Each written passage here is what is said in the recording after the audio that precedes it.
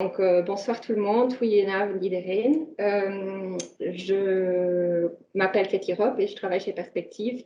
Je suis responsable de l'élaboration du programme du contrat de rénovation urbaine numéro 6 qui s'appelle Autour de Simonis. Avec ma collègue ici qui est Anna Bouteiller en fait qui travaille pour la direction de la rénovation urbaine chez Urban et qui sera elle responsable du suivi opérationnel de tous les projets qui figurent dans le programme et qui ont un budget CRU. Je vais dire souvent CRU au lieu de contrat de rénovation urbaine. Donc déjà, première note, CRU, c'est contrat de rénovation urbaine. Après, j'ai travaillé aussi avec mes collègues de Perspective de connaissances territoriales pour l'élaboration du diagnostic du programme et avec des collègues plus directs dans mon département, mais surtout aussi avec le bureau d'études qui est aujourd'hui avec nous chez Perspective en petit groupe qui est autour de nous. Donc, il y a Eva De Bruyne de 51.4 et après Anne Klaas de City Spark qui ont fait la participation. Et en distance, il y a Stanislas Michotte de CSD Ingénieur qui font partie du consortium du bureau d'études qui nous a aidés à élaborer ce programme. Après, au niveau du cabinet, aujourd'hui avec nous, il y a aussi Marc Mouy, responsable de la rénovation urbaine du cabinet du ministre-président Vervoort. Bien sûr, on a travaillé en étroite collaboration avec les communes et d'autres administrations régionales comme Bruxelles Mobilité, Bruxelles Environnement, etc. Voilà. Aujourd'hui, donc, je vous fais une petite introduction au contrat de rénovation urbaine pour ceux qui ne connaissent pas encore très bien. Une petite état d'avancement où on en est dans le processus. Je vous explique aussi les priorités qui ont été retenues suite à ce qu'on a fait un diagnostic du territoire, donc une analyse du territoire en fait, toutes les données statistiques, etc., et spatiales du territoire. Et puis, je vous présente le programme de projet avec les projets qui sont liés à l'espace public et notamment les 3 axes climatiques. On va en parler encore, je vous expliquerai par la suite. Et les 4 zones ou pôles de rencontre qui sont plutôt des projets immobiliers sur le territoire pour finir avec la présentation des ce qui s'appelle dans la réglementation les actions sociétales et de vie collective. En fait, c'est toutes des initiatives qui sont confiées aux associations et qui encouragent la cohésion sociale dans le quartier, dans les quartiers autour de Simonis. Ça, c'est pour le dérouler. Et alors, comme j'ai dit par avant, il y aura 2 moments pose-question entre les projets d'espace public et les projets immobiliers pour recueillir vos questions dans le chat et qu'on va répondre à la séance finale de questions-réponses où vous pouvez aussi prendre la parole en levant votre main digitale et on vous accordera la parole. Après, il y a Nicolas, mon collègue aussi, qui est aujourd'hui avec nous pour régler tous les accès caméra, micro, etc., qui vous donnera la parole et qui éteindra aussi vos caméras et vos micros pendant la présentation pour permettre une présentation plus fluide. Voilà. Donc, on commence. Si je veux bien. Donc, les contrats. Attendez, pardon. Ça n'avance pas aussi vite que j'appuie. Donc, les contrats de rénovation urbaine, c'est un outil régional assez neuf qui existe depuis 2017. Il y a eu une première série de 5 CRU à la fin 2017. C'est les périmètres ou les petites zones que vous voyez en rouge sur la carte. Et il y a 2 nouveaux CRU, dont celui sur lequel on travaille aujourd'hui. c'est autour de Simonis et l'autre, c'est un périmètre autour de la gare du Mont. Il y a c'est long. Donc, il y a différents périmètres dans ce contrat de rénovation urbaine. En fait, l'analyse territoriale a été faite à un périmètre plus large que ce que vous voyez en blanc sur la carte à gauche, c'est-à-dire ce qui est autour du chemin L28, le boulevard Léopold II et la chaussée de Gand, plus ou moins. Et après, il y a eu une zone d'études plus restreinte pour définir les priorités. Et finalement, ce que vous voyez à droite, c'est le périmètre, ce qu'on appelle l'ensemble opérationnel dans le programme. C'est le périmètre qui regroupe tous les projets qu'on va financer ou soutenir stratégiquement dans ce périmètre. Après, vous voyez à gauche aussi que dans le périmètre du contrat de rénovation urbaine, il y a 2 contrats de quartier qui sont en vigueur pour le moment, qui sont aussi au stade d'élaboration. C'est le contrat de quartier Jacquet et le contrat de quartier est en noir. Certains projets dans ce programme vont faire le lien avec des projets de ces 2 programmes-là. Donc, les enquêtes publiques ont lieu en même temps pour que vous ayez toutes les informations pour faire votre retour sur les 3 programmes de revitalisation urbaine en même temps.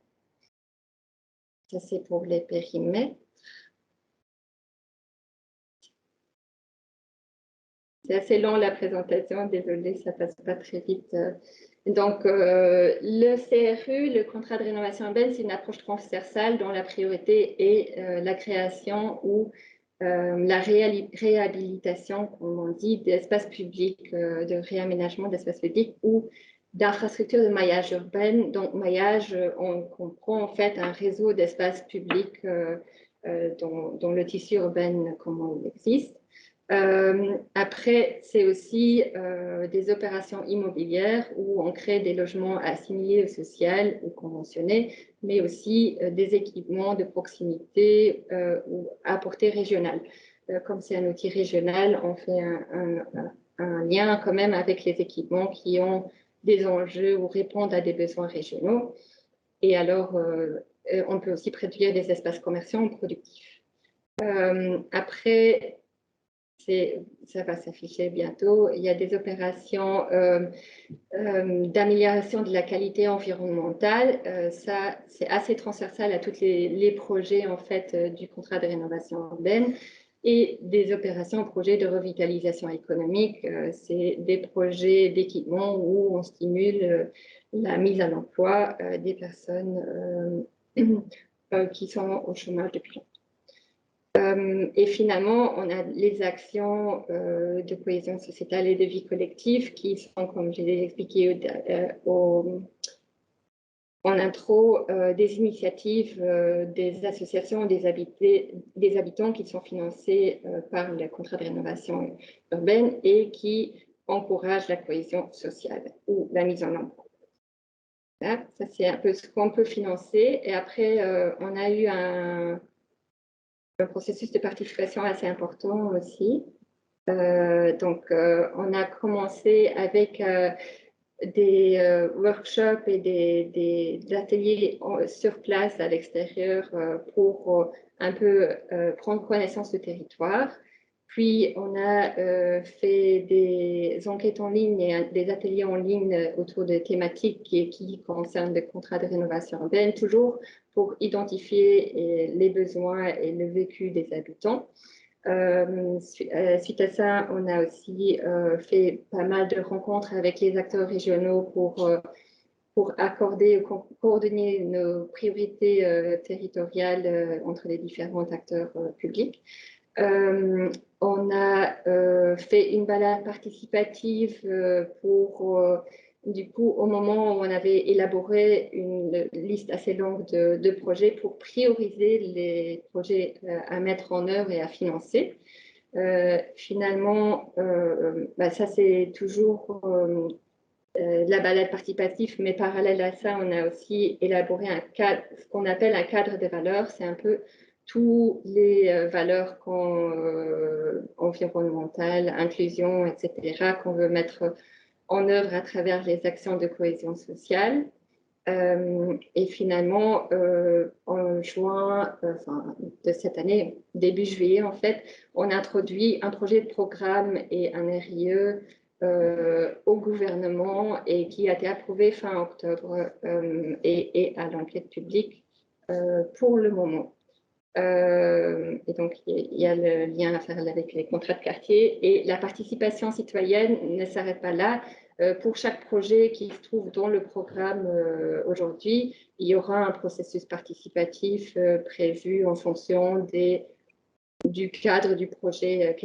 Quel besoin ou quel input des habitants on veut encore. Voilà, donc on est à l'enquête publique et elle se déroule encore jusqu'au 8 décembre 2021. Donc vous pouvez faire vos retours par le formulaire en ligne ou en vous rendant en commune. Je vais faire à la fin un rappel sur comment participer. Mais suite à ça, on va encore pouvoir modifier le projet de programme et son RIE pour introduire au gouvernement à nouveau. Après, on attend des accords budgétaires. Puis, l'exécution du programme commencera dès le premier du mois qui suit l'adoption finale du projet du programme par le gouvernement. Le CRU, c'est aussi un budget de 22 millions d'euros en total pour ce qui est financement CRU, mais il y a d'autres apports financiers par les différents acteurs régionaux, fédéraux, autres, et qui se résument à peu près 130 000 millions d'euros. Voilà. Donc, quand même un investissement assez important pour ce quartier. Donc, les documents et objectifs qui sont à l'enquête publique donc, sont ça va s'afficher dans 2 secondes, le diagnostic et les priorités, le projet de programme et le rapport d'incidence environnementale. Je vois que ça ne s'affiche pas, donc j'attends 1 seconde. Donc, voilà. C'est les 3 dossiers que vous pouvez consulter aux différentes communes et qu'on va résumer dans cette présentation. Après, une petite clé de lecture pour le dossier aussi, si vous le consultez, il y a des opérations qui sont appelées opérations CRU, donc ils sont indiqués en mauve dans le projet de programme. C'est des projets qui sont financés exclusivement avec des fonds du contrat de rénovation urbaine. Après, il y a les opérations mixtes qui sont financées, eux, par des fonds aussi CRU, mais aussi par d'autres acteurs communaux ou régionaux. Des opérations associées, c'est des opérations ou des projets qui se font dans les délais du CRU, ça j'ai peut-être pas assez bien encore expliqué. C'est un projet sur 5 ans, donc qui se déroule, qui commencera à 2022 jusqu'au 2027. Il y aura tout le délai d'exécution. Donc, c'est 5 ans où on fait les études préparatoires pour mettre le projet en œuvre. Et après, il y a 2 ans et demi, donc entre 2027, 2028 et 2029, où on fait les travaux du CRU. Et donc, les opérations associées s'inscrivent dans cette temporalité-là, mais n'ont pas de budget CRU. Et les opérations initiées sont des opérations qu'on a identifiées comme étant intéressantes, mais où ni forcément un porteur, ni forcément un budget déjà prévu en ce moment, mais où on estime qu'on pourrait trouver ou négocier des budgets futurs. Après, vous voyez 2 logos à la gauche, c'est le lien avec le contrat de quartier. Cette étoile s'affiche quand le projet a un lien avec un des contrats de quartier durables et l'icône noire RIE s'affiche quand il faudrait, enfin, on conseille de consulter les recommandations du rapport d'incidence environnementale parce qu'il y a un impact sur l'environnement plus important à considérer dans ces opérations ou projets. Les 4 priorités, donc un petit rappel de ce qu'on a tiré de l'analyse territoriale. Donc, un, c'était mettre en œuvre une ville climatique, c'est-à-dire qu'on a remarqué qu'il y a des carences et un manque d'espace public et vert dans les quartiers assez important. Et donc, qu'il y a aussi des décalages entre les politiques régionaux, genre le plan régional de développement durable qui conseille un réseau d'espaces verts à travers les quartiers de Kolberg et Molenbeek qui n'existe pas encore aujourd'hui. Et donc, le contrat de rénovation urbaine doit aider à mettre en œuvre cette vision et donc développer ici surtout 3 axes climatiques autour de la L28, le boulevard Léopold II et ce qu'on appellera le chemin vers des écoliers qui s'étend entre Sippelberg et le canal. Donc ça, c'est la ville climatique qui s'accompagnera aussi de la mise en œuvre d'équipements de santé ou énergétique ou autres liés à la mobilité douce, donc tout ce qui permet de répondre aux enjeux climatiques de notre temps. Après, améliorer le maillage pour les modes actifs, ben, c'est vraiment la priorité, le dit déjà, c'est aujourd'hui, il y a le plan Good Move qui met en valeur certains axes qu'on devrait plus consacrer aux mobilités actives, mais qui sont encore fort dédiés à la voiture. Et donc, l'idée serait de donner plus de place aux piétons et aussi aux cyclistes. Et après, renforcer l'attractivité métropolitaine et l'identité locale. C'est peut-être un peu plus technique comme priorité, mais ça part du constat qu'on se trouve quand même dans une zone centrale de Bruxelles. Ça ne fait pas partie du Pentagone central, mais ce qu'on identifie quand même comme hypercentre parce que très fortement connecté à travers les différentes stations de métro. Et créer une ville de proximité où tous les équipements et aménités comme commerce, etc., écoles, se trouvent à proximité et à proximité de marche et de vélo, donc autour de 250 mètres, autour des pôles, ou à 10 à 15 minutes de marche. Après, stimuler les environnements entrepreneuriaux, c'est que comme on se situe dans une zone quand même de la ville où c'est des quartiers assez denses, où il y a un taux de chômage élevé et des revenus plus bas que la moyenne, c'est vraiment d'encourager la création de l'emploi. Voilà. Donc ça, c'est les 4 priorités sur lesquelles les différents projets se basent. Ici, vous voyez le plan qui vient, le décalage, voilà, qui revient souvent aussi dans les documents officiels, où vous voyez dans les différentes codes couleurs les projets qui vont se mettre en œuvre au futur dans votre quartier.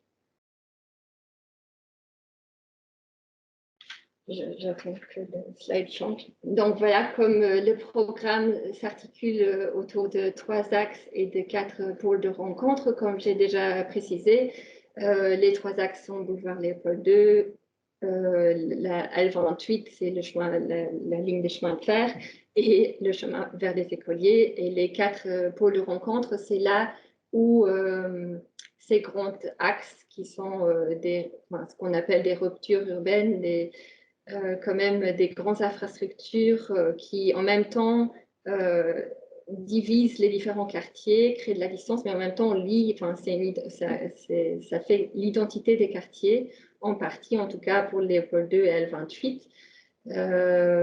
Mais pour le chemin vert des écoliers, c'est plutôt un réseau plus à niveau entre régional et local. Mais les 4 pôles de rencontre, c'est là en fait où ces axes rencontrent le quartier. On dit ça, en fait, c'est là où il y a, c'est autour des infrastructures vraiment où on crée plus de rencontres pour les habitants, une ville de proximité, etc.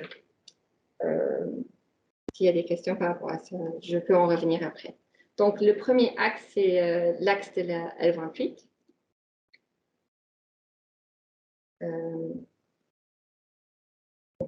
Il y a 4. Donc, ici, voilà les différents projets qui sont liés à la axe L28 qui, ici, c'est entre Belgica et Ossegem. Normalement, ça devait s'afficher 1, 1, 1. Mais donc, déjà à Belgica, ce que vous voyez en haut à droite, en fait, ici, c'est un réaménagement du carrefour de Belgica pour permettre, par du constat que on veut aménager une piste cyclo-piétonne continue entre le parc L28 et à niveau régional, en fait, entre Boxtal même et la gare du Midi. Et ici, c'est les différentes opérations qui permettent de créer ces liens, mais je vais les expliquer un à un, en fait. Donc, à travers le Belgica, la promenade rue de la Lys, la passerelle qui lie la rue de la Lys à la rue Jean-Paul Sartène, le pôle Simonis et après aussi le pont côté pont de Jette. En fait, c'est dans la continuité de la chaussée de Jette, mais c'est assez petit sur cette quartier. Donc, ah oui, et voilà. Ah, maintenant, ça s'affiche.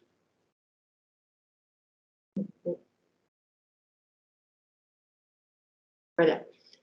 Donc, premier projet, c'est donc la piste cyclo-piétonne entre Belgica et Ossegem, qui aménage, qui l'étude et les travaux pour les différents tronçons.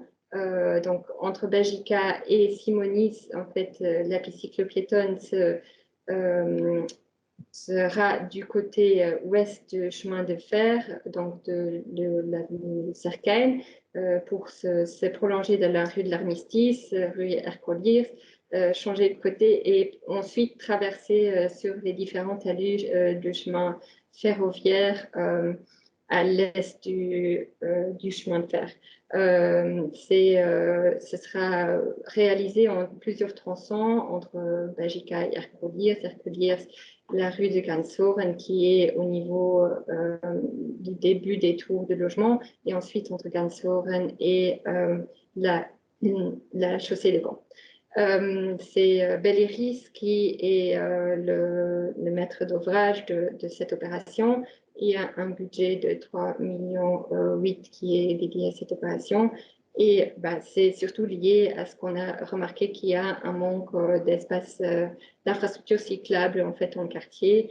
Et en plus qu'on considère que cette piste cyclo-piétonne ne doit pas seulement être un aménagement d'une piste cyclable, mais aussi un réaménagement de ses abords et donc permettre plus de zones vertes ou des espaces de rencontre.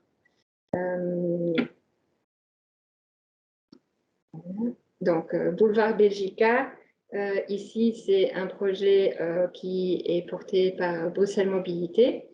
C'est un réaménagement partiel du boulevard Belgica et qui permet de créer la continuité entre le parc L28 ici et la piste cyclo-piétonne, oui, C28 qui va s'aménager au côté ouest du chemin de fer et donc de permettre le flux continu pour les modes actifs entre ces différents infrastructures cyclables. On prévoit le réaménagement de ce carrefour. C'est un budget, vous pouvez voir, de 640 000 euros plus ou moins et le porteur de projet, c'est Bruxelles Mobilité. Puis, la promenade de la Lys, Là, on part aussi du fait que la rue de la Lys aujourd'hui, c'est un environnement assez peu sécurisant, avec des entrées de garage et très asphaltées aussi, peu d'infiltration d'eau et pas vraiment riche en biodiversité. Et elle n'est pas très bien liée non plus au carrefour de Belgica. Et donc ici, on prévoit l'aménagement d'une passerelle qui fait le lien entre le carrefour Belgica et la rue de la Lys, et ensuite le réaménagement total de la rue de la Lys en promenade de la Lys pour la rendre plus agréable pour les cyclistes, mais surtout les piétons. Et donc, c'est aussi ici le Belléris qui va mettre en œuvre ce projet. Après, on a prévu dans le programme une passerelle entre l'est et l'ouest du chemin de fer au niveau de la rue de la Lys et la Jean-Paul Sarcheim. Ici, c'est Belgica, ici, c'est le pont de Jette, ici, c'est la station Simonis. Et c'est lié au fait aussi au constat qu'il y a 400 mètres entre ce pont-ci et le carrefour Belgica. Donc, en fait, peu de connexion entre l'Est et l'Ouest, et pour mieux sécuriser et animer aussi, encourager les flux et un espace public plus sécurisant, on aménage une passerelle pour permettre le passage plus fluide entre les deux côtés. Et voilà. Là, c'est aussi une opération, un projet Belléris. Finalement, le pont de Jette, ici, aujourd'hui, c'est un pont qui a encore du stationnement dessus, où il y a peu de place pour le piéton ni le cycliste, alors qu'au futur, la piste cyclo-piétonne C28 va être de l'ouest du chemin de fer, et la promenade piétonne de la Lys sera de l'est du chemin de fer. Et donc, ce sera supprimé, c'est l'idée de supprimer les quelques stationnements sur le pont, des réaménagements du pont pour permettre aux cyclistes et piétons de plus facilement croiser, mais aussi d'en faire un lieu de séjour ou de rencontre avec du mobilier urbain.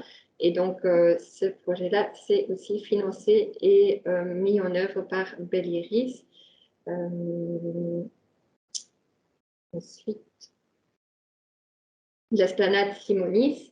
Donc, ici, on parle de deux projets finalement. En fait, d'abord, une étude globale de faisabilité pour réaménager les deux pavillons, mais aussi leur rapport et les petites placettes qui se trouvent autour de cette station.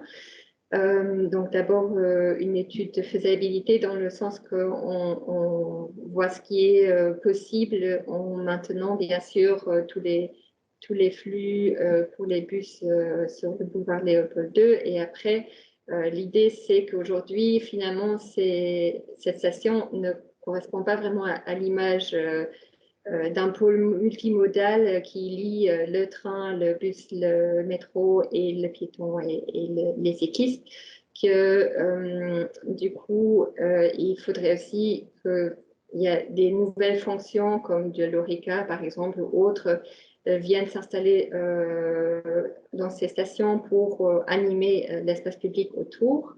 Et donc, l'étude permet de vérifier dans quelle mesure on peut faire ces réaménagements. Puis, donc cette étude, ça coûte plus ou moins 60 000 €, sera aussi fait par Belléris.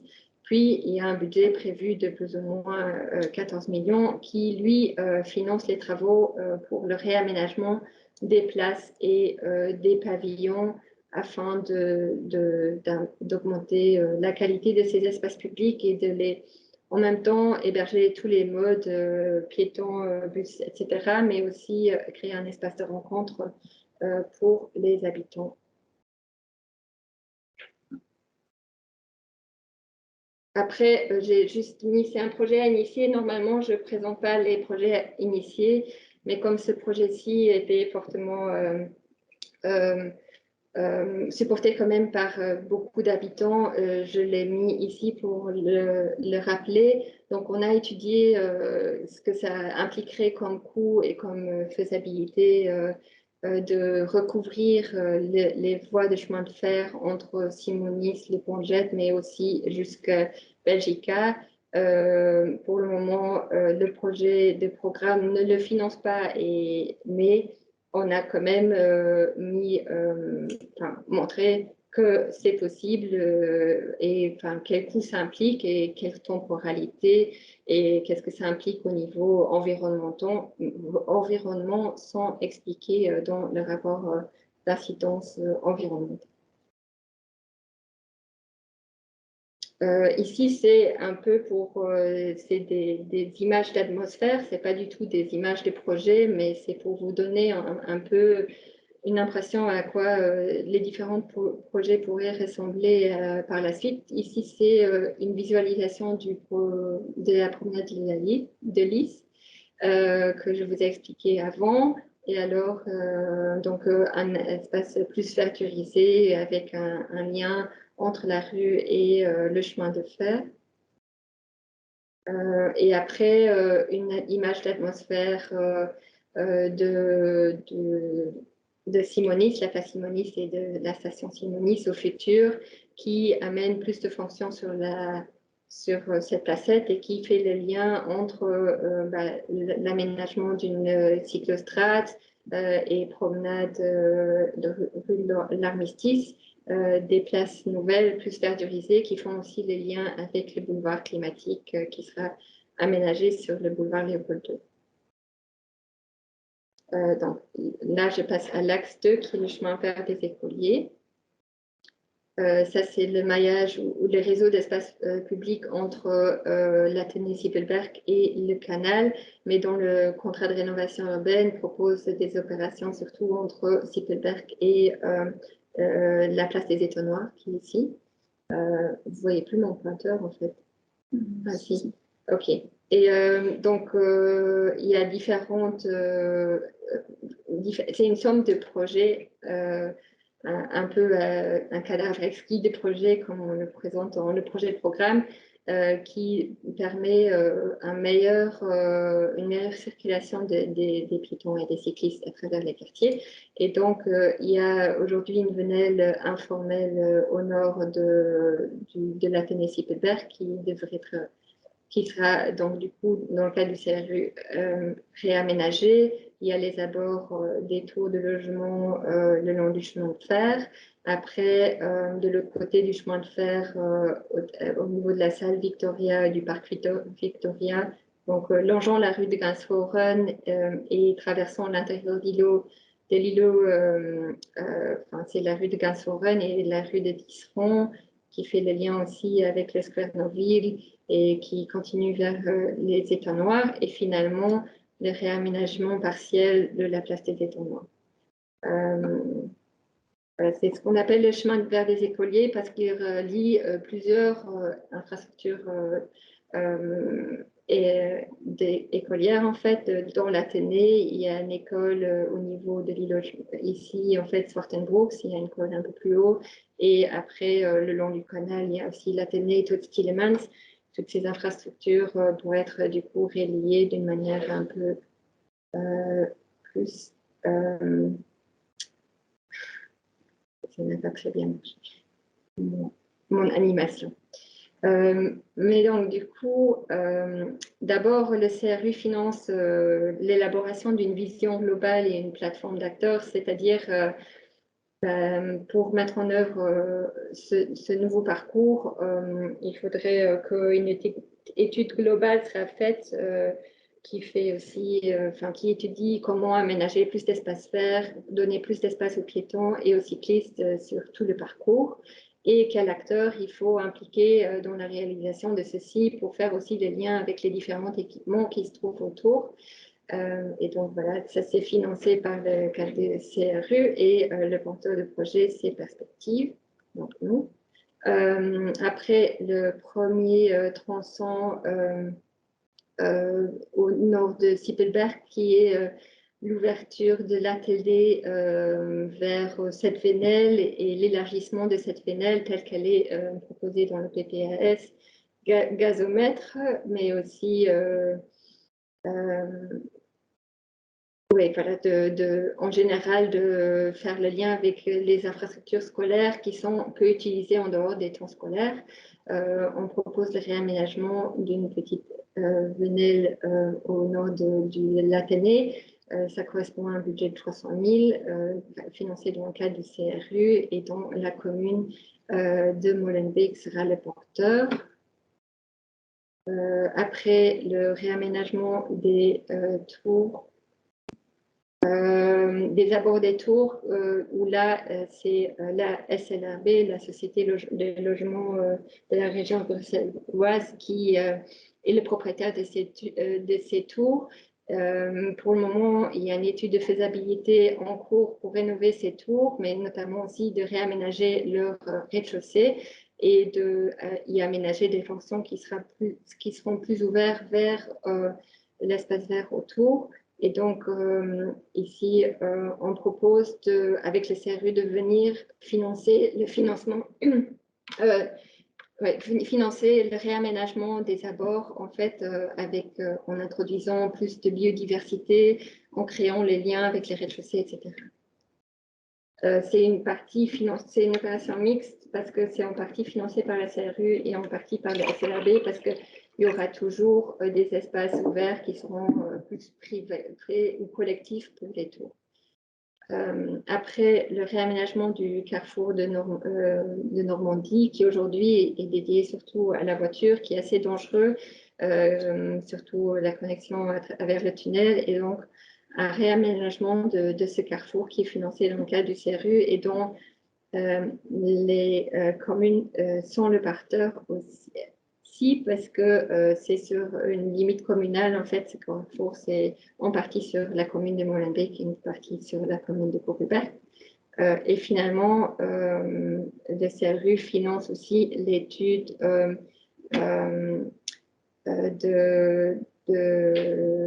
d'aménagement de la rue des Gansoren, rue des Tisserands et de la continuité d'une promenade cyclo-piétonne aussi et en lien avec plus de biodiversité à travers l'îlot Schmitzfeld, comme on l'appelle. Et ici, on fait le lien avec le contrat de quartier Jacquet parce qu'il y a des fonds prévus aussi dans le contrat de quartier pour venir aménager. Donc, l'étude sera surtout financée par la CRU, peut-être une partie, et les travaux seront financés par le contrat de quartier. Après, ce chemin vert des écoliers aboutit sur la place des étangs noirs. Ici, c'est aussi un projet surtout financé par la CRU, mais aussi en partie par Bruxelles Mobilité. Bruxelles Mobilité serait le maître d'ouvrage de ce projet et le projet consiste à aménager cette place ou cette partie de la place en espace vert récréatif. Ça voudrait dire que aussi maintenant aujourd'hui on trouve des stationnements sur une partie de cette place et l'idée c'est d'intégrer ces stationnements dans un équipement qui est proche de cette place et donc il y a un lien avec un projet contrat de quartier étonnant. Voilà, et ici pour vous donner en fait aussi une image d'atmosphère, comment ça pourrait avoir l'air, l'articulation entre, ici il y a le chemin de fer, la piste cyclo-piétonne L28 au futur, ici il y a le centre sportif Victoria aujourd'hui, une extension qui est prévue dont je vais parler dans quelques instants, et le lien entre le quartier et ses futurs aménagements. Voilà comment ça pourrait avoir.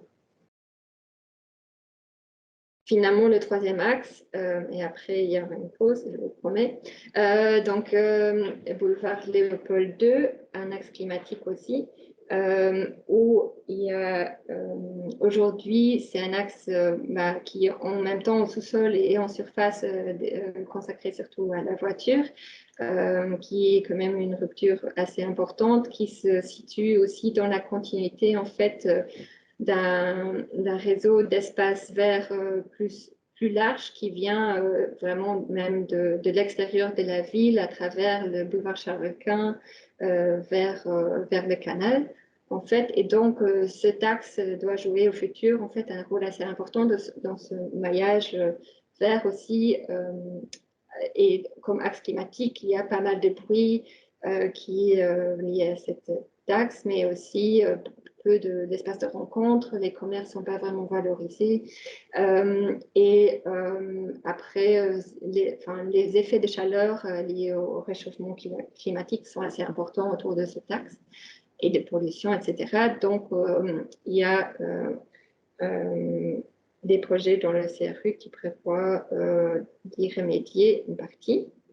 Donc, d'abord, il y a la vision climatique globale pour l'Axe. Donc, ça, c'est une étude qui sera financée par le contrat de rénovation urbaine et Bruxelles Mobilité. Et donc, qui voit qu'est-ce qu'on peut faire pour laisser infiltrer l'eau, qu'est-ce qu'on peut faire pour verduriser, qu'est-ce qu'on peut faire pour aménager des meilleures pistes cyclables séparées sur les voiries latérales. Donc ça, c'est ce que finance le contrat de rénovation urbaine. Et alors, il y a les travaux de réaménagement des voiries latérales des deux côtés qui sera, lui, financé par Belleris. Et finalement, le contrat de rénovation urbaine finance déjà quelques travaux de réaménagement des voiries latérales ponctuelles qui permettent de faire la transition en fait entre la situation du boulevard tel qu'elle est aujourd'hui et le réaménagement définitif par Belleris. Et donc on prévoit une somme de 300 000 euros qui est financée en partie par le CRU et en partie par Bruxelles Mobilité pour faire ces aménagements, plus de plantation et de gestion de l'eau déjà transitoire. Finalement, une image d'ambiance, qu'est-ce que ça pourrait faire des voiries latérales. Et donc, il y a aussi des études de mobilité qui sont liées à pas mal de ces axes, en fait, pour pouvoir identifier comment on gère le stationnement dans le quartier, etc. Donc, les réaménagements autour de Simonis et les réaménagements sur le chemin vert des Accolés et les réaménagements autour de l'école 2 demanderaient des différentes études de mobilité pour clarifier la question du stationnement. Bon, voilà une petite pause où on activera vos chats pour déjà vous poser par rapport à ça et de me poser vos questions. Et alors, on peut regrouper ces questions pour y répondre par la suite. On prend 2-3 minutes, pas plus, donc ça va continuer bientôt.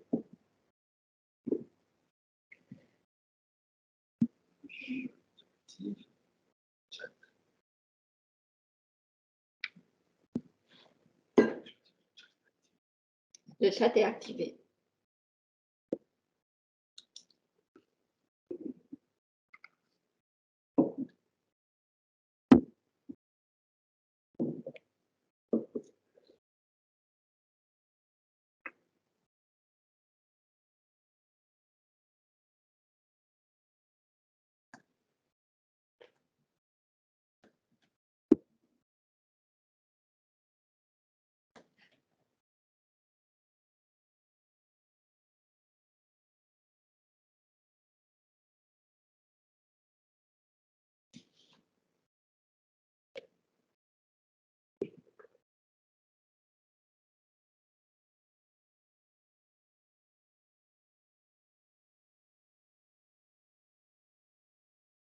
Pas de questions.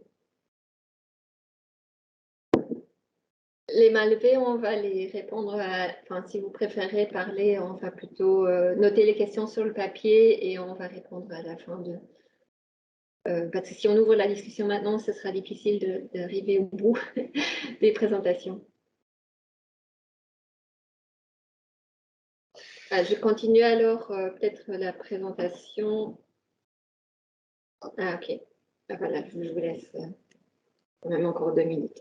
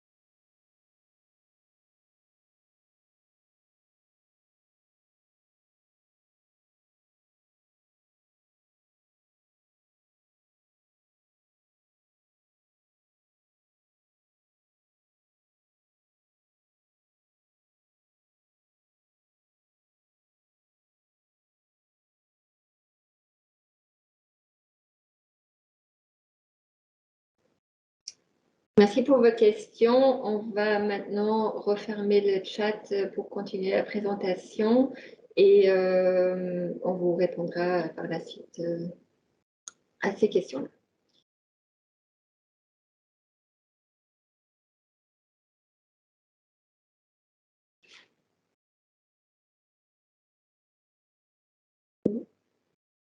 Donc, premier pôle de rencontre, c'est les opérations, enfin les projets immobiliers autour de Belgica. Ah. Pour rire. Après, donc, autour de Belgica, il y a la rénovation lourde et transformation des logements sociaux situés l'avenue Jean Dubruck.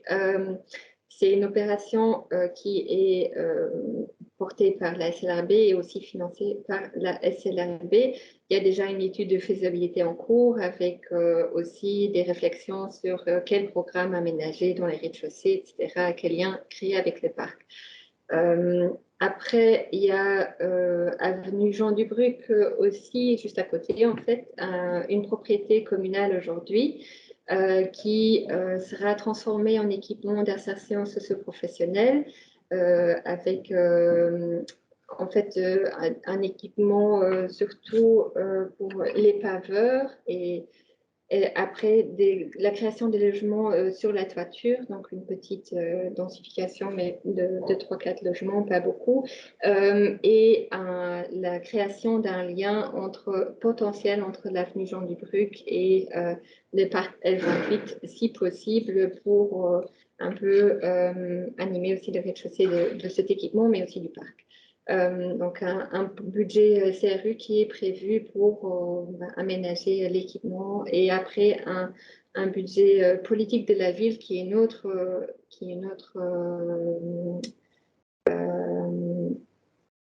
outil de revitalisation urbaine qui financera les logements. Ensuite, le pôle Simonis, donc autour de la rue de la Lys et du pont de Jette, en fait, il y a une petite parcelle, enfin, cette parcelle en fait avec des garages qui font un angle aujourd'hui pas très qualitatif. Et l'idée, c'est d'y créer un équipement de santé pour les jeunes lié au constat en fait qu'aujourd'hui, il y a beaucoup de jeunes qui habitent ce quartier, qui a un manque d'équipement de santé. Et donc, l'idéal serait de lier les deux et de travailler sur ça avec la création de logements aux étages. Et c'est un projet aussi qui sera financé par Belle Iris, mais aussi une partie du CRU. Après, rue de l'Armistice, aujourd'hui, en fait, il y a un parking un peu en friche qui se trouve, il n'y a pas d'adresse en fait, mais au début de rue de l'Armistice. L'idée, c'est que le CRU de la région acquiert ce terrain en fait, qui est déjà en cours et qui est déjà fait. Et donc, et qu'on y développe une infrastructure de stationnement de vélos, mais aussi de réparation de vélos au rez-de-chaussée pour faire le lien avec la L28, enfin la piste piétonne C28 en fait, qui se trouve ici, et de développer des logements sociaux aux étages. Donc ici, on prévoit surtout des budgets de contrats de rénovation urbaine, mais un petit budget aussi de parking Bruxelles, et ce sera la commune de Koppelberg qui développera ce projet. Ensuite, un autre projet, Place Simonis, c'est en fait une autre dent creuse qui est déjà en friche depuis plus ou moins 50 ans, si pas plus, et qui se trouve quand même à un endroit stratégique, fort accessible et qui fait le lien avec l'idée de créer une ville de proximité autour de Simonis. Et donc, lors du diagnostic, on a constaté qu'il y a un manque d'équipement culturel dans cette partie du périmètre. Il y avait aussi une volonté des habitants d'y développer un équipement plus socio-économique.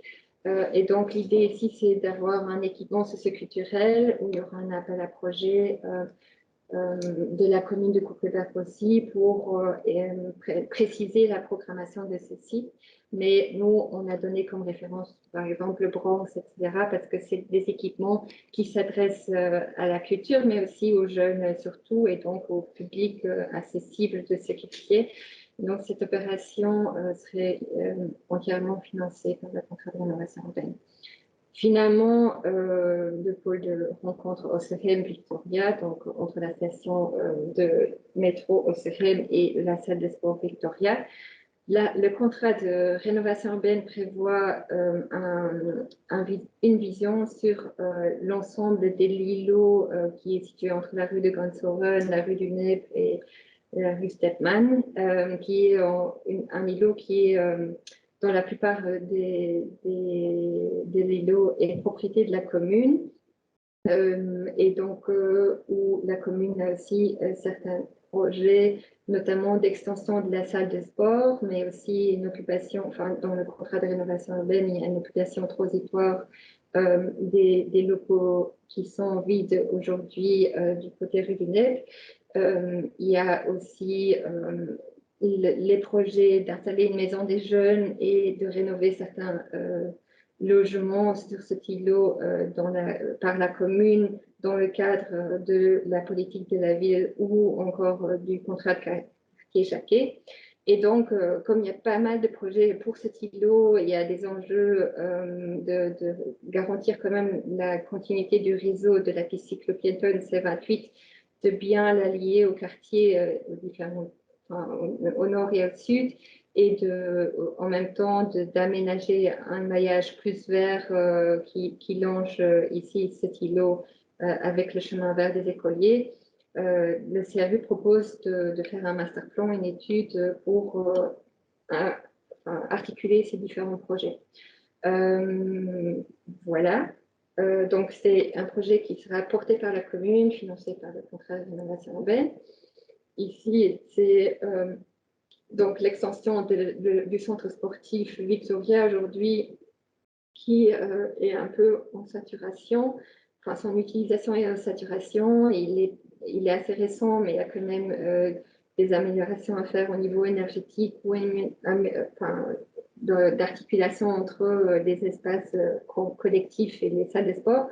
Et donc, l'idée serait de créer sur cette partie de l'îlot l'extension de cette salle sportive qui serait en lien avec la salle existante, et donc où il y a un budget Belléris prévu et Belléris et le maître d'ouvrage aussi. Après, des opérations plutôt associées qui sont la création de logements de transit et un espace polyvalent dans cette partie de l'îlot. Donc, la commune a acquis ce terrain pour le développer. Et après, je parle déjà sur le pôle de rencontre centre historique. Donc, il se trouve plutôt autour de Étang Noir. Et ici, Nupo, on a la rue Pierce 95-97 qui est utilisée par l'Athénée Sachs-Creuse et que la commune de Molenbeek ici tente de racheter pour étendre la maison des cultures et de la cohésion sociale qui se trouve ici, avec un équipement toujours culturel, mais aussi aménager un jardin, un espace horeca, et notamment intégrer la compensation des stationnements qu'on enlève sur la place des États noirs dans cet équipement-ci.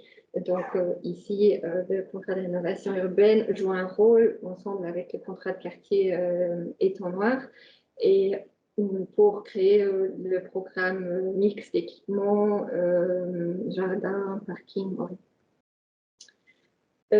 Après, finalement, la création d'un hôtel à projet boulevard Léopold II. Donc aujourd'hui, il y a un bâtiment boulevard Léopold II qui est abandonné depuis un petit moment. Et l'idée, ce serait d'y installer avec Défense RU un hôtel, un incubateur en fait pour des entrepreneurs qui sert un peu de tremplin pour des petits entrepreneurs qui veulent se lancer et qui ont besoin d'un accompagnement personnel, mais aussi d'espaces accessibles pour lancer leur entreprise. Et puis, une fois qu'on voit que ça marche, qu'ils peuvent continuer leur entreprise autre part. Et l'idée, c'est quand même qu'on garde un aménagement assez transitoire en fait pour ces entreprises pour permettre de réutiliser l'infrastructure existante, mais aussi d'ouvrir ce total à projet vers les quartiers. Donc, il y a des fonctions dedans qui permettent que les habitants y ont accès facilement et peuvent aller découvrir les nouvelles entreprises qui veulent se lancer. C'est ça l'hôtel à projet et donc une opération exclusivement financée par le contrat de rénovation urbaine. Les opérations transversales, ça considère en fait les différents projets du programme. Donc, de un, il y a l'acquisition des différents biens parce que pour aménager les différents projets du contrat de rénovation urbaine, on a besoin d'acquérir, d'être propriétaire ou d'avoir un droit réel qu'on appelle sur les différents parcelles sur lesquelles on travaille. Et donc, il y a un budget de 3,5 millions qui est prévu pour financer l'acquisition des différents biens pour les projets immobiliers. Et après, un budget de 350 000 qui permet de soutenir les différents porteurs de projets avec la gestion de l'eau et la dépollution des sites parce qu'il y a quand même un nombre de sites qui risque d'être pollué et donc il y a un budget nécessaire pour pouvoir le dépolluer avant de pouvoir développer un projet dessus. Voilà, maintenant vous pouvez, on va rouvrir le chat pour recueillir vos questions par rapport à ces projets-là.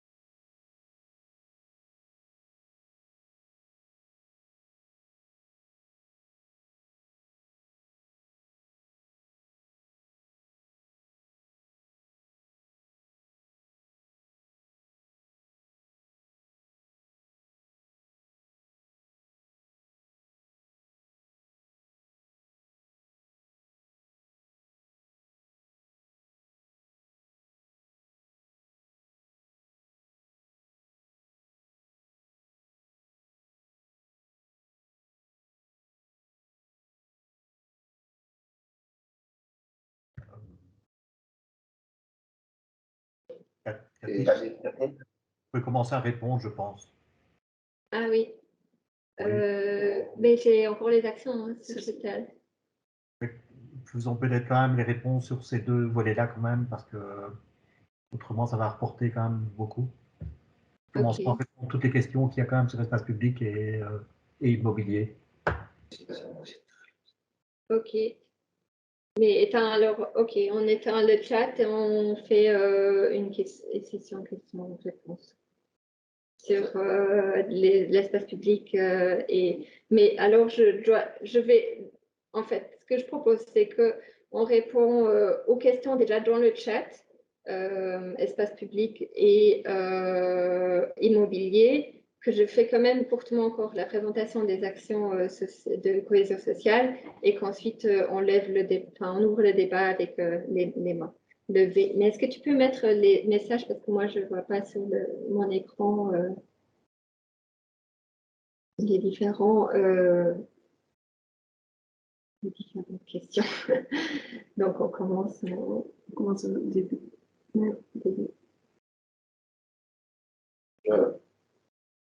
Il y avait la question pour le passage entre la rue de la Lys et la rue Jean Dubruck. Et je voulais préciser, je n'ai pas précisé, mais si vous voulez poser vos questions en néerlandais, j'ai fait la présentation en français parce que c'est plus facile pour moi, mais je comprends le néerlandais, je peux répondre en néerlandais. La présentation sera disponible aussi en néerlandais sur le site après. Donc, voilà, si jamais, n'hésitez pas à poser vos questions en flamand. Mais donc, passage la Lys et Jean Dubruck, en fait, aujourd'hui, il y a un petit bras, je ne sais pas si Eva, tu veux répondre, mais... Oui, ik wil peut-être... ja, ik zal antwoorden. U heeft misschien gezien dat in het project voor de passerelle, die voorgesteld is over de L28, dat daar ook dat het CRU daarvoor ziet als aanbeveling om binnen dat project ook een samenwerking te gaan zoeken met bijvoorbeeld de mede-eigendom van Doom die daar is, dus het hele grote gebouw dat ook op de kaart staat, omdat daar inderdaad een mogelijkheid zou zijn om te connecteren met de Jean Dubruck-lijn. Maar dat is dus een mede-eigendom, privé-eigenaars. Dus dit wordt meegegeven als aanbeveling en zou dan mooi aansluiten op die passerelle. Wie dat een antwoord is op uw vraag. Oui, je propose qu'on voit ça comme réponse pour le moment. Après, le projet de réaménagement de la place Simonis, c'est prévu pour quand? Ce projet-là s'inscrit dans les délais de Belléris et donc c'est lié aux différents... je réponds tout de suite à une autre question qui était la question des avenants 14 et avenants 15. Donc, chaque année, Belléris ouvre l'appel à projets à financer, en fait, et désigne une série de projets qui vont financer dans une période de temps de quelques années. Marc, si tu veux préciser par rapport à ça. C'était par rapport à ça. Donc, effectivement, Belléris, ce sont donc des fonds de l'État fédéral qui permettent à la région bruxelloise de se développer. Il y a un montant annuel, mais ce sont des avenants qui couvrent 2 ou 3 années. L'avenant 15 couvrant la période 2020-2022, pour vous donner l'exemple très concret. Alors, pour la question dans quel délai pourrait être achevée la place de Simonis, alors c'est toujours compliqué de s'engager sur un timing bien précis, mais je dirais qu'on peut espérer un planning entre 6 et 10 ans, en sachant qu'il faut d'abord commencer par une étude de faisabilité complète, puisque restructurer les places Simonis telles qu'on les connaît pour l'instant, avec beaucoup quand même d'entrées, que ce soit pour le métro, pour aller vers la station SNCB et autres, il faut d'abord une étude de faisabilité globale, y compris des conséquences en sous-sol.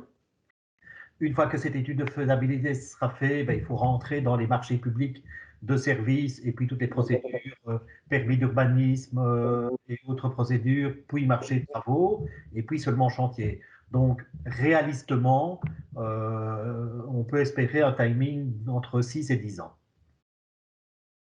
Et juste pour dire, chez Belléris, il y a déjà quelqu'un désigné qui SNE, si je ne me trompe pas, qui va lancer l'étude de faisabilité. Donc, c'est déjà en cours, en fait, ces projets-là, comme ils ne dépendent pas vraiment de l'approbation du CRU, c'est déjà des budgets qui sont validés, donc ils commencent déjà leur travail. Et alors, il y avait la question du tram avec Belgica. En fait, il y a déjà des voies de tram prévues sur ce carrefour-là. Et donc, l'idée est de revoir l'aménagement des abords ou de l'arrêt de tram pour permettre une meilleure connectivité entre le parc L28 et la promenade La Lys d'un côté et aussi la C28. Mais il n'y a pas forcément un nouveau réaménagement pour le tram prévu, même pour les voies de tram à cet endroit-là. Je ne sais pas, Eva, si tu veux me compléter. Oui, et cette question est liée à l'autre question sur Belgica. Pourquoi pas une vision plus globale qui prend aussi le rond-point plus au ouest en compte. Là, on a fait le choix avec le CRU de se concentrer sur les mouvements nord-sud, les mouvements autour ou au long du L28. C'est une question de trouver des priorités dans le budget qu'on a avec le CRU. Et voilà, c'est comme ça que ce carrefour n'est pas intégré et que le tram ne sera pas vraiment impacté. Merci, Juste encore pour compléter par rapport à la place Simonis, que je reçois en même temps des SMS qui permettent d'avoir les informations. Donc il y a une première réunion qui est déjà prévue, le projet Simonis avec la commune de Kuckelberg, fin de cette semaine-ci. Donc voilà, donc, le projet va débuter. Et donc effectivement, comme a dit Cathy, il y a donc un chef de projet déjà désigné au niveau de Belléris de ce côté-là. Oui, pour réagir aux différents slides, vous pouvez référencer ce que vous avez retenu de l'opération, ce qu'on va dire, ou vous notez le numéro de l'opération. On retrouverait les numéros, genre axe, et tous les projets, on a A devant, 1, 2, 3. Vous pouvez référencer comme ça, mais bon, c'est peut-être un peu tard pour ça.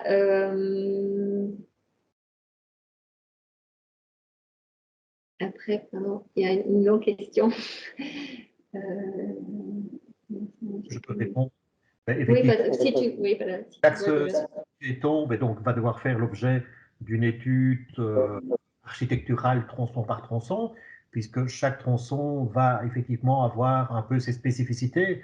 Le tronçon le long de la rue Cercueil n'aura pas la même configuration, on va dire, architecturale que le tronçon qui est sur un talus de chemin de fer.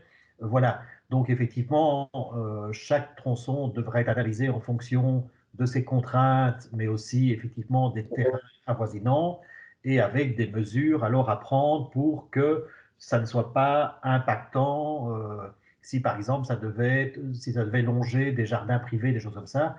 Et donc il devrait y avoir. Mais donc je vous rassure que chaque projet devrait être étudié architecturement via un marché public de bureaux d'architecture et puis qui fera l'objet ensuite effectivement d'un permis d'urbanisme et de travaux. Mais donc le but n'est pas effectivement d'arriver avec des passages cyclistes dans le jardin privé ou comme voisin immédiat avec une vision dans les parties privées. Merci pour ça. Et alors, ce qui est pourquoi tant de petits projets autour de la L28 au lieu d'un grand, l'estimation, comme j'ai déjà insinué dans ma présentation de la couverture des deux différents tronçons de la L28 entre Belgica, le pont de Jette et de pont de Jette vers Simonis. En fait, aurait absorbé, selon nos estimations, qui prennent en compte les études de conception, qui prennent en compte le prix au mètre courants pour couvrir une infrastructure ferroviaire, mais qui prennent aussi en compte les déplacements des caténaires, en fait, qui sont, qui sont aujourd'hui disposés sur la ligne chemin de fer, qui coûte pas mal d'argent, plus l'aménagement de la couverture, ça aurait consommé plus que l'intégralité du budget CRU. Ici, on a fait le choix d'intervenir sur plusieurs axes et sur des espaces du coup existants, tout en mettant en avant que cette couverture est une potentialité pour le futur. Et du coup, ça nous a permis quand même aménager, enfin, de proposer différents équipements qui sont des besoins dans le quartier maintenant, qui nous ont permis aussi de proposer un axe sécurisant qui n'existe pas encore non plus, le nom de chemin entre Sippelberg et Étang Noir. Et donc,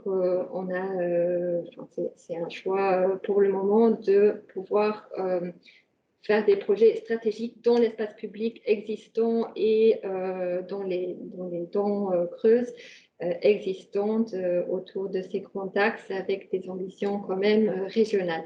Je laisse peut-être aussi Marc rebondir et Eva si... Oui, mais je vais peut-être compléter effectivement. Donc, comme tu l'as dit et comme tu l'as dit tantôt, l'ensemble des deux couvertures ferait environ un budget de 35 millions.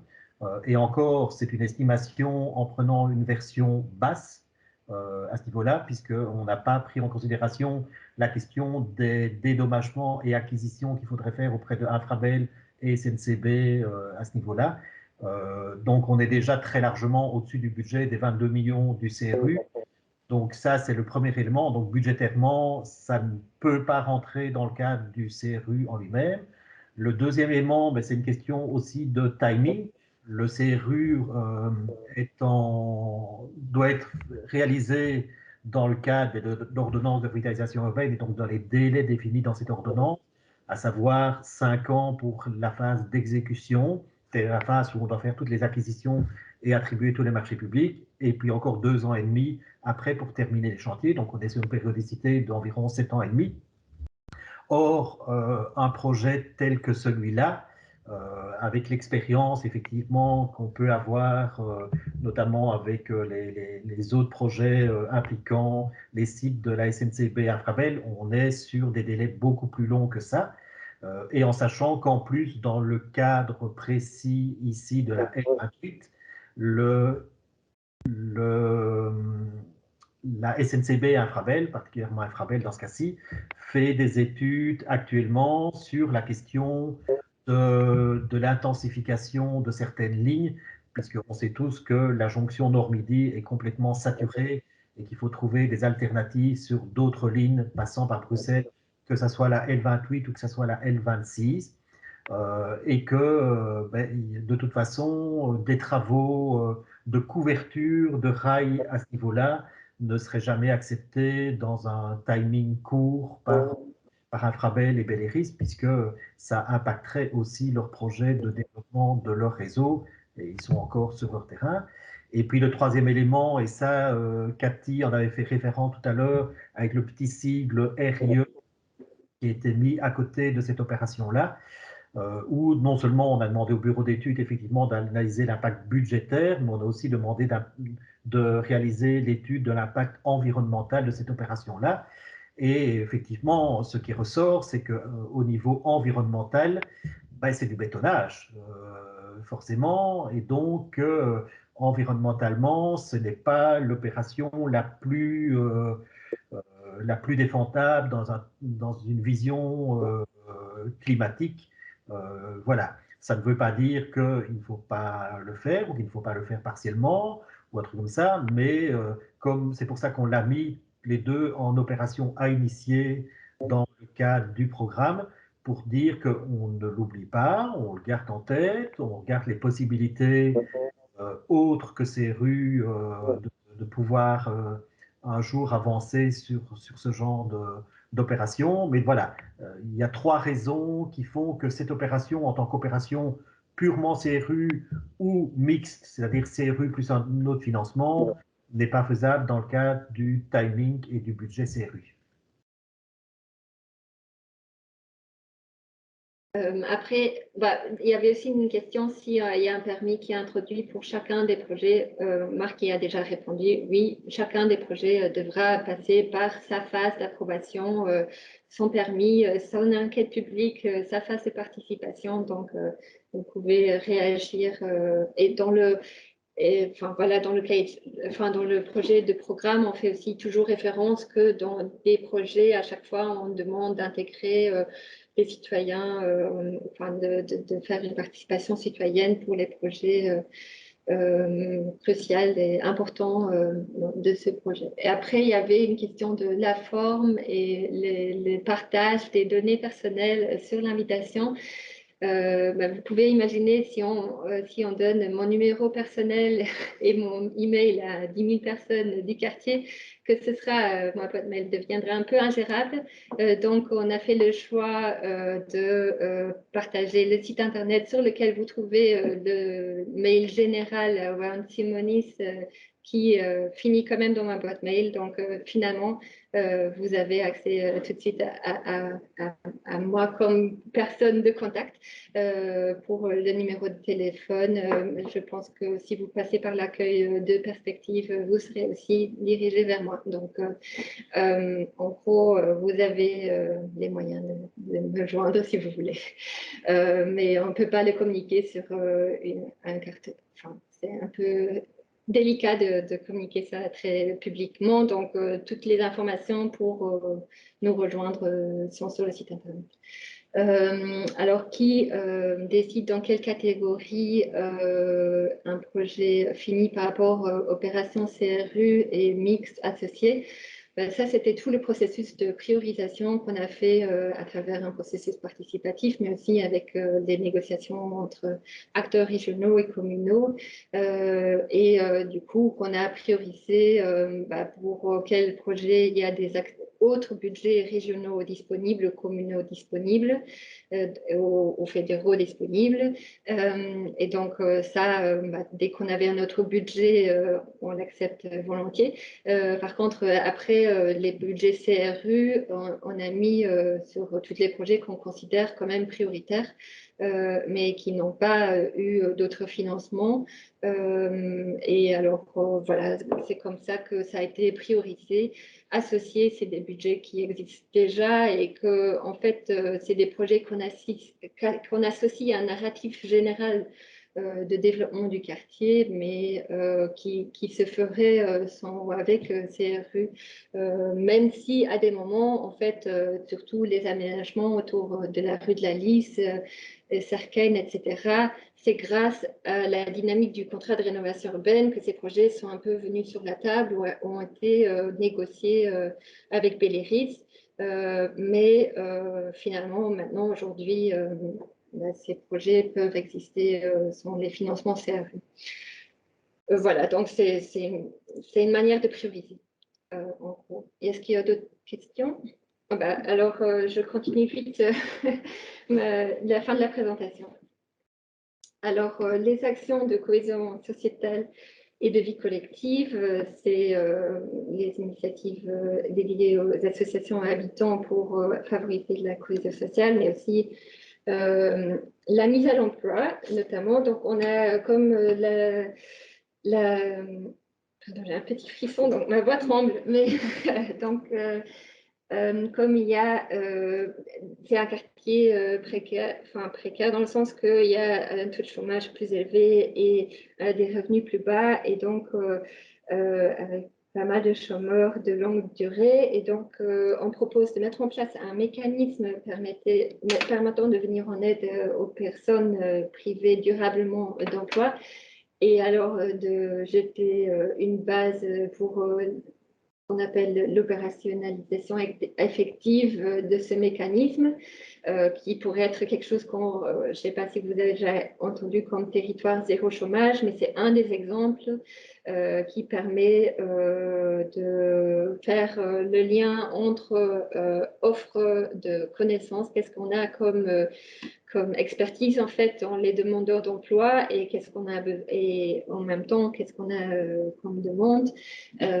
Donc de faire un peu le lien entre l'offre du marché et la demande du marché dans un quartier et essayer de mettre vraiment avec un accompagnement de équivalent temps plein des personnes à l'emploi. Donc d'abord chercher quel mécanisme économique et territorial on peut mettre en œuvre et ensuite le mettre en œuvre pendant une durée de 2 ans.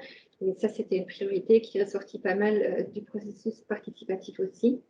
Et alors, rue du Nez, on en a parlé à un moment quand je parlais de la vision générale, qu'il y a des bâtiments inoccupés et dans un état pas forcément toujours très bien aujourd'hui. Et donc, l'idée, c'est ici d'abord, avec les contrats de quartier, de sécuriser les endroits et mettre aux normes de sécurité au feu, etc. Et du coup, et que le contrat de rénovation urbaine viendrait financer les frais de fonctionnement du bâtiment pendant la durée restante de ces 5 ans prochaines. Et alors aussi les frais de fonctionnement, de faire financer les frais de fonctionnement du bâtiment, électricité, eau, etc. C'est un budget CRU pour la coordination et les frais de fonctionnement et le contrat de quartier Jacquet, surtout pour la mise en norme des lieux.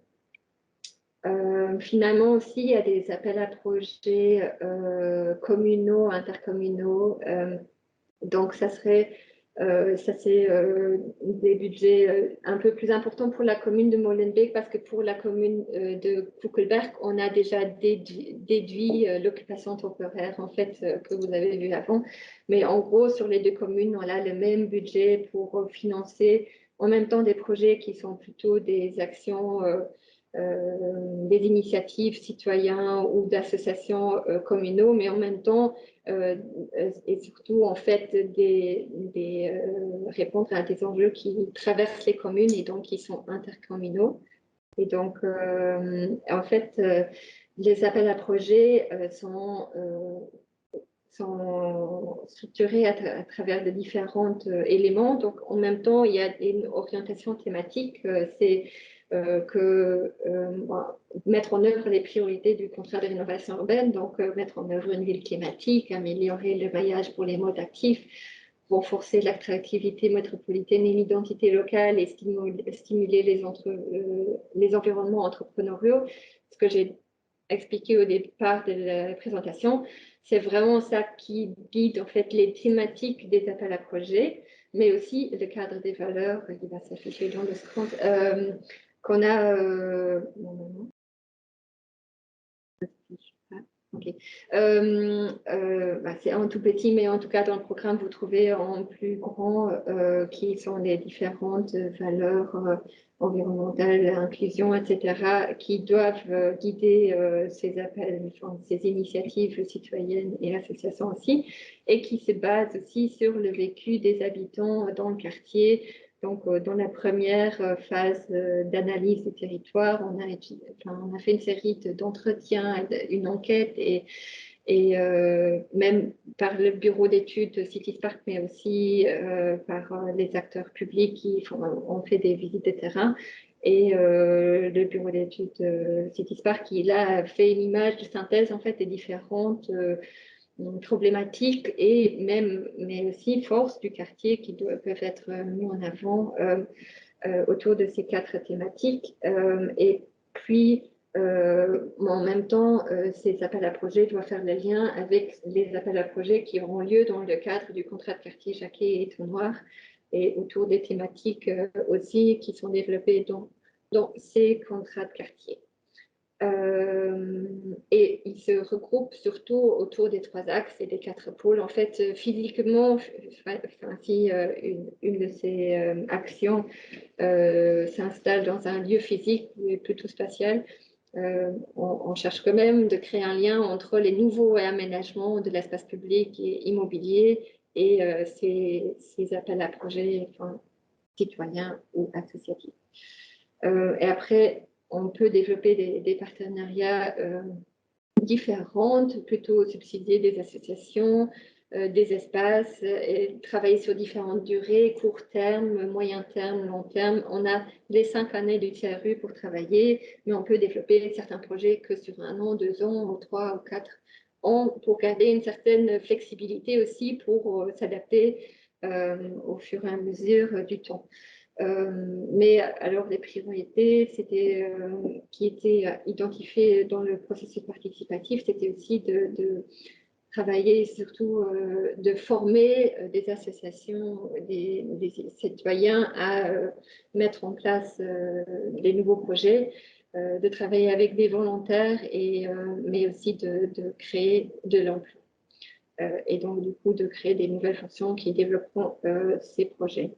Et donc, en résumé, on a 26 opérations financées par les contrats de rénovation urbaine, dont 14 sont concentrées sur l'espace public, une priorité du contrat de rénovation urbaine, 6 équipements, dont un de santé rue de la Lys, ici, un plutôt concentré sur le sport, l'extension salle Victoria, socioculturel, plutôt place Simonis, se concentrer sur la mobilité active aussi autour de Place Simonis, et 2 équipements qui se concentrent sur l'insertion socio-économique, qui est l'école de pavage et l'hôtel à projet le long du boulevard Léopold II.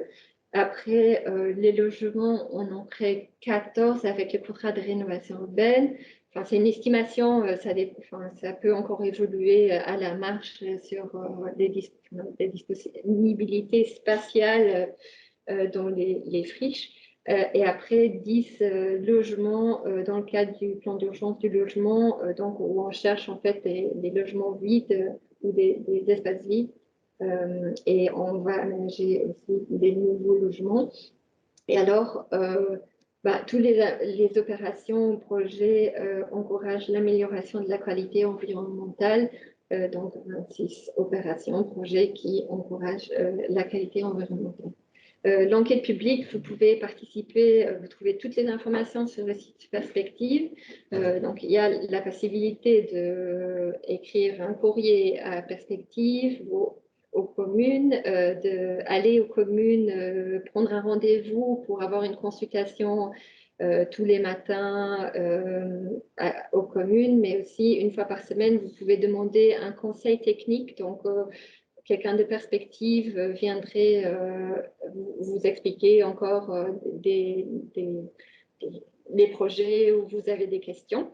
C'est aussi une fois en soirée, donc c'est le lundi soir dans la commune de Molenbeek et le mardi soir dans la commune de Kokelberg. Après, vous pouvez remplir le formulaire en ligne et vous pouvez, c'est tout, je pense, mais c'est pas mal. Et donc, et après, vous pouvez aussi demander quand vous faites vos réclamations à la commune d'être invité pour la commission de concertation qui a lieu le 17 décembre 2020. Voilà, maintenant on va ouvrir le débat avec la question-réponse.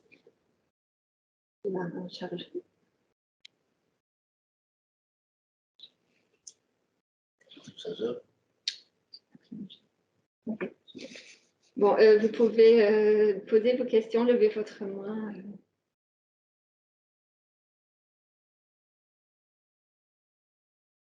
Vous levez déjà? Ok, il y a... Ah, ok. Nico va ouvrir le micro pour Monsieur Arnaud Vervat.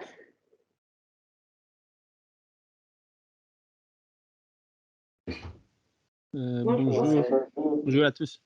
Vous m'entendez bien? Oui. Oui, donc concernant le parc XL28, on a constaté quelques inexactitudes dans le RI et qui sont repris dans le programme, comme par exemple que la biodiversité sera impactée ou la capacité d'infiltration Ces choses-là ne sont pas correctes à notre avis. Est-ce que vous allez adapter ces choses-là? Est-ce qu'il y aura une nouvelle version ou... Comme j'ai précisé avant, il y aura des modifications du RIE et des projets de programme entre l'enquête publique et l'adaptation finale, mais je laisse quand même le bureau d'études RIE aussi, je leur ai transmis les informations, je les laisse rebondir peut-être aussi à cette question plutôt technique sur l'infiltration et d'autres inactivités. Oui, par exemple, commençons par l'infiltration qui sera impactée. À mon avis, un chemin de fer, il laisse presque pas d'infiltration parce qu'il y a des couches en dessous, il y a des vormlaag, onderlaag onder de ballast die geen infiltratie toelaten. Dus. Oui, bonjour, Stanislas Michotte, je représente CSD Ingénieur, donc auteur du RIE. Effectivement, il faut nuancer un petit peu au niveau infiltration, puisque généralement, en dessous du ballast, on a effectivement un revêtement qui est au niveau infiltration, capacité d'infiltration assez limitée, ça c'est vrai. Ce qu'on avait repéré aussi, c'est que par rapport au talus qui borde le chemin de fer, il me semble que le projet XL28 prévoit d'entamer un tout petit peu l'emprise avec un trottoir plus confortable. Donc on supposait une imperméabilisation partielle. Voilà, donc c'est vrai que l'un dans l'autre, avec la couche de terre que vous prévoyez au-dessus du tunnel, au niveau de l'infiltration, effectivement, le bilan est sans doute grosso modo identique. C'est un peu difficile à juger à ce stade, mais on voulait mettre en garde sur le fait de venir couvrir complètement, parce que nous, on avait l'information que c'était juste une couverture, j'allais dire bête et méchante. Donc il faut évidemment nuancer en fonction du type de substrat végétal qu'on vient mettre au-dessus. Ça, c'est vrai. Ik wil daar misschien nog op aanvullen. Zoals Mark daarnet ook verteld heeft, zowel de infiltratie als de biodiversiteit is op dit punt ook moeilijk te beoordelen, omdat we de exacte condities van Infrabel niet kennen.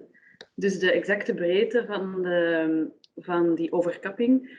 We weten dat die minstens wel breder gaat zijn dan wat er vandaag is. Dus Infrabel vraagt ook een minimumafstand ten opzichte van de bestaande structuur.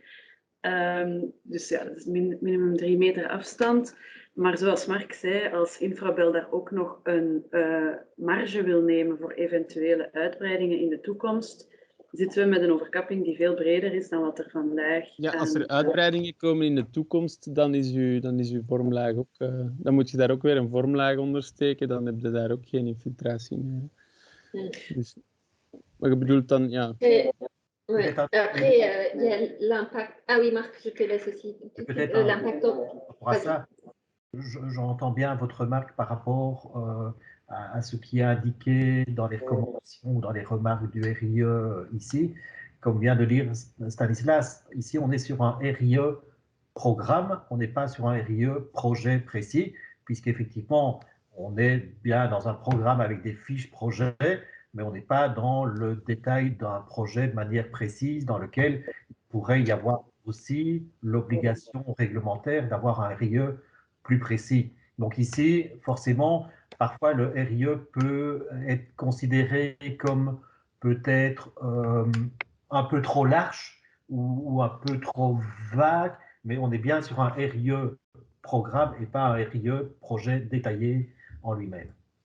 Mais donc, on demande quand même qu'il soit adapté à un 0 au moins. On demande un plus là-dedans parce qu'il sera repris peut-être pas dans ce contrat de rénovation urbaine, mais ça sera repris dans le futur peut-être. Donc, on demande que ça soit un point positif et pas un point négatif, capacité d'infiltration. Oui, enfin, le mettre en positif, ça me semble un peu particulier. Je dirais qu'il soit en neutre, éventuellement, donc en 0, en neutre, je pourrais entendre l'argument. Dire que la couverture des talus ferait que ça améliorerait l'infiltration, j'aurais du mal à l'expliquer, moi, de mon côté, mais je laisse peut-être Stanislas y répondre, puisqu'il est beaucoup plus spécialisé en ça que moi. Mais une fois que tu es en train de travailler, là, tu peux, dans l'espace qui reste terre pleine, tu peux aménager des outils d'infiltration. Donc, pour nous, la capacité peut augmenter. Oui, c'est ça. Je pense que l'important, c'est de retenir qu'au stade d'un programme de CRU, il faut avoir certainement des nuances appropriées en fonction des informations que vous donnez sur cette autre configuration. Et alors, laisser ouvert ce qui doit l'être en fonction du futur projet, comme dit Marc. C'est important que les choses se fassent aussi en phase projet pour examiner le bilan environnemental à ce stade. Et à ce sujet, je vais juste rapidement rajouter, appuyer ce que disait Katie Robb tout à l'heure, sur le fait qu'effectivement, il y a aussi le bilan environnemental global. Or, la région bruxelloise espère aussi développer un maximum une réflexion sur l'économie circulaire, hein, la prise en compte de la gestion parcimonieuse des ressources et du territoire. Et donc, une solution qui apporte beaucoup d'avantages évidents dans la vie de tous les jours peut aussi entraîner la mobilisation d'énormément de ressources pour être mises en œuvre. Il faut toujours penser à ça aussi en parallèle, sur les ressources et l'énergie grise que ça mobilise et peser finalement le pour et le contre en fonction des différents avantages et inconvénients. Donc, on prend note et pour la deuxième lecture du programme, une fois après enquête publique, on demandera au bureau de RIE de nuancer son avis sur cet élément-là. On avait d'autres remarques dont la mobilité est une autre chose. Donc, vous estimez qu'il faudra fermer les rues Cerquin et Armistice parce que vous mettez un point négatif sur mobilité, mais nous n'avons jamais demandé de fermer les rues ou d'enlever des parkings. Donc, je veux quand même aussi que ça soit corrigé. Sur l'intégralité des propositions que vous avez faites, on va argumenter en faveur ou en défaveur et nuancer par rapport à ces éléments-là. Voilà, donc on en tiendra compte en tout cas. Merci. Bien. Je ne vois pas d'autres mains levées en fait. Même parce que vous dites fermeture de la rue Cerquin et de la rue de l'Armistice, on ne les ferme pas. On vient en fait ajouter la piste cyclo-piétonne, on va dire, mais les rues restent des voiries automobiles. Il n'y a pas de fermeture de ces deux rues-là. Je ne voudrais pas qu'il y ait confusion quand même dans le principe. Il y a une question sur la rue de l'Armistice, le tronçon, mais voilà, il y a une question entre la chaussée de Gent et le Simonis de faire cette rue-là en espace partagé parce que sinon il n'y a peut-être pas. Mais ça, c'est quelque chose qui se précisera au niveau projet. Donc voilà, au moment. Fermeture de la rue, ça veut dire espace partagé. En termes de voilà. réglementation, mobilité, on passe peut-être dans une zone 30 ou une zone 20. Quelque chose comme ça, mais pas forcément dans une fermeture complète. Vous pouvez peut-être passer à la question suivante. Oui, il y avait Monsieur de Nord-Marc qui a levé sa main. On vous ouvre le micro. Vous pouvez parler. Okay. Ah, vous devez aussi ouvrir votre micro de votre côté, apparemment. On ne vous entend pas, en tout cas, encore. Non, votre micro est toujours coupé. Il est ouvert pour chez nous, mais il est toujours fermé sur votre ordinateur. Oh. Ah non. Peut-être vous pouvez poser votre question dans le chat, si ça ne marche pas. Ça marche? Non. Essayez encore une fois. Bon, posez votre question dans le chat et si jamais ça se résout, on laisse votre micro un moment ouvert, si jamais vous demandez. Le chat est fermé. Ah, tu ouvres le chat? Ah, ok. Pour le moment, le chat est fermé pour la logistique, mais on va l'ouvrir.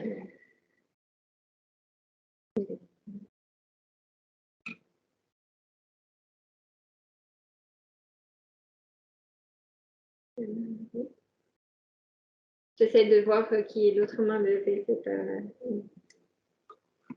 Pour l'instant, il n'y a pas d'autre main levée que celle de Marc Denord. Est-ce qu'il y a encore d'autres questions? Activez votre micro.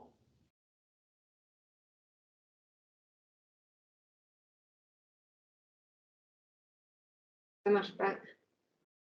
Mais alors, je ne sais pas qui c'est, voir jetzt, monsieur, madame. On vous ouvre votre micro du coup.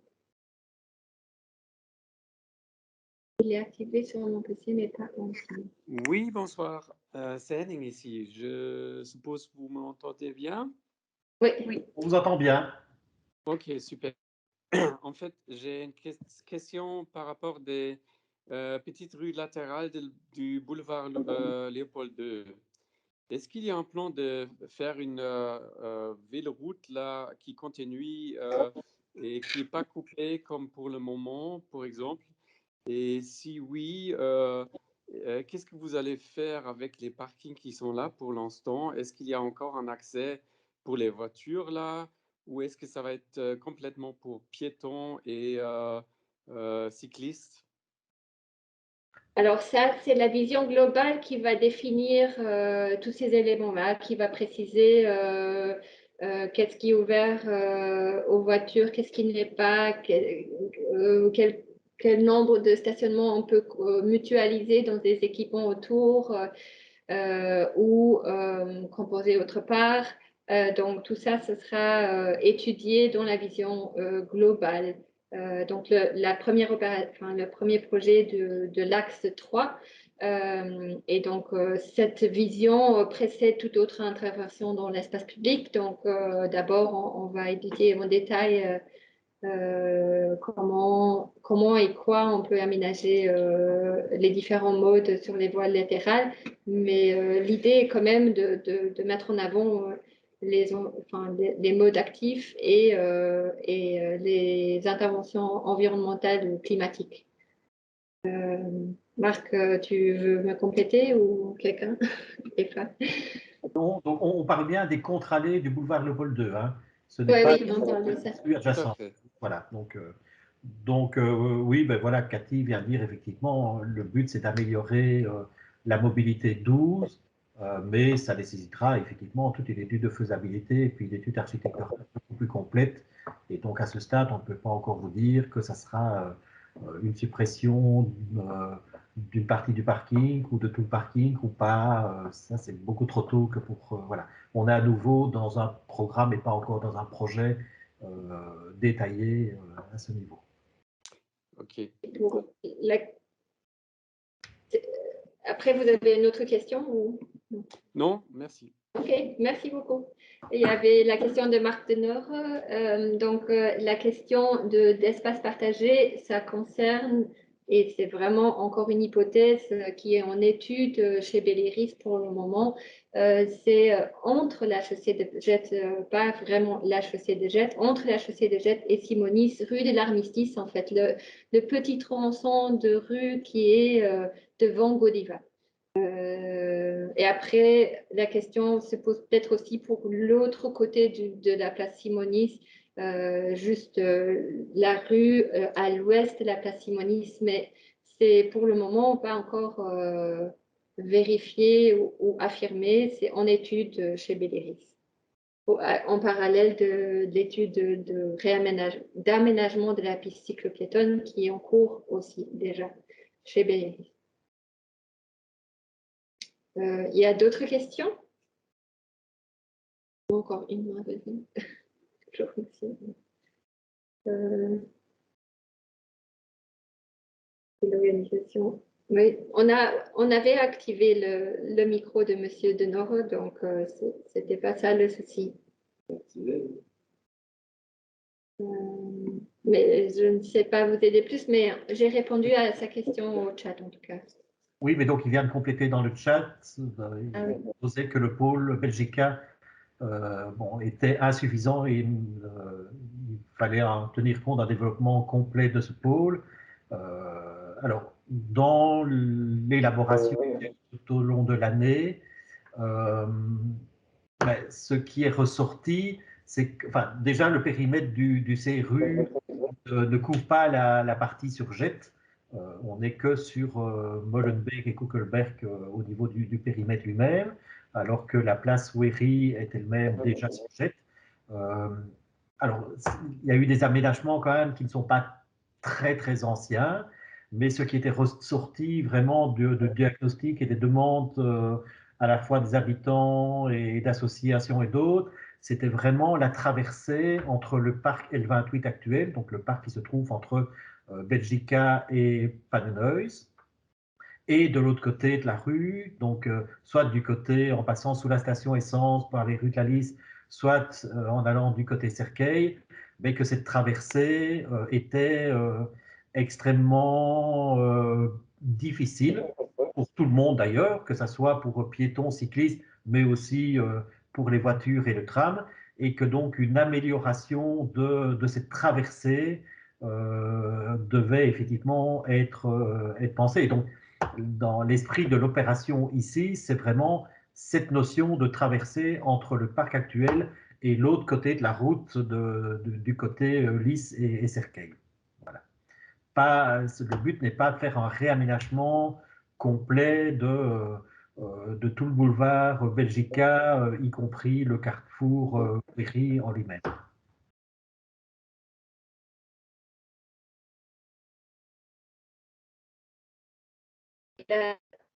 C'est vrai,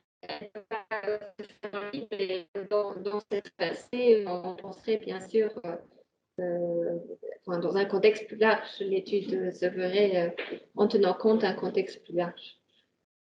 Oui, on doit tenir compte effectivement des rails de tram et des 2 bancs de voitures qui sont là. Donc après, quelle est la forme exacte que prendra ce projet de traversée? Est-ce qu'il faut passer par quelque chose de surélevé qui va diminuer la vitesse du trafic automobile à ce niveau-là? Voilà, il y a aussi des discussions qui devront être faites avec la STIP qui comprend très bien la problématique, mais qui, voilà, ce ne sera pas, on est conscient que ce ne sera pas un projet facile, mais voilà, on dit que si on ne le met pas sur la table en essayant de trouver une solution qui s'adapte à tout le monde, ben, malheureusement, ça serait l'occasion perdue dans le cadre du CRU et du cheminement qu'on essaye de faire sur l'entièreté de ces quartiers. Merci. Est-ce qu'il y a d'autres questions? Toujours la main levée de Monsieur Denore, mais on a répondu. S'il n'y a pas d'autres questions, je vous remercie pour votre attention. Bedankt voor uw aandacht. Nog een keer, sorry dat we niet de hele presentatie in het Nederlands gedaan hebben, maar als jullie toch nog vragen hebben in het Nederlands en de presentatie gaat vertaald worden, dus jullie zullen al de informatie ook in het Nederlands op de site terugvinden. Il y a encore 2 questions dans le chat. Donc, il y a la question, pourquoi pas passer en dessous du boulevard Belgica? Alors, okay. Là, c'est la même problématique que ce qu'on parlait tout à l'heure de la question des études infrabel et des doublements. Actuellement, il n'y a pas forcément une possibilité de le faire par rapport effectivement à la présence et des trains et des trams, puisqu'il y a quand même des rails SNC infrabel, mais il y a aussi des rails du métro, et de la question de l'étude de faisabilité faite par infrabel à ce niveau-là. Donc pour l'instant, ça nous semble extrêmement compliqué, voire dangereux dans ce cas-ci.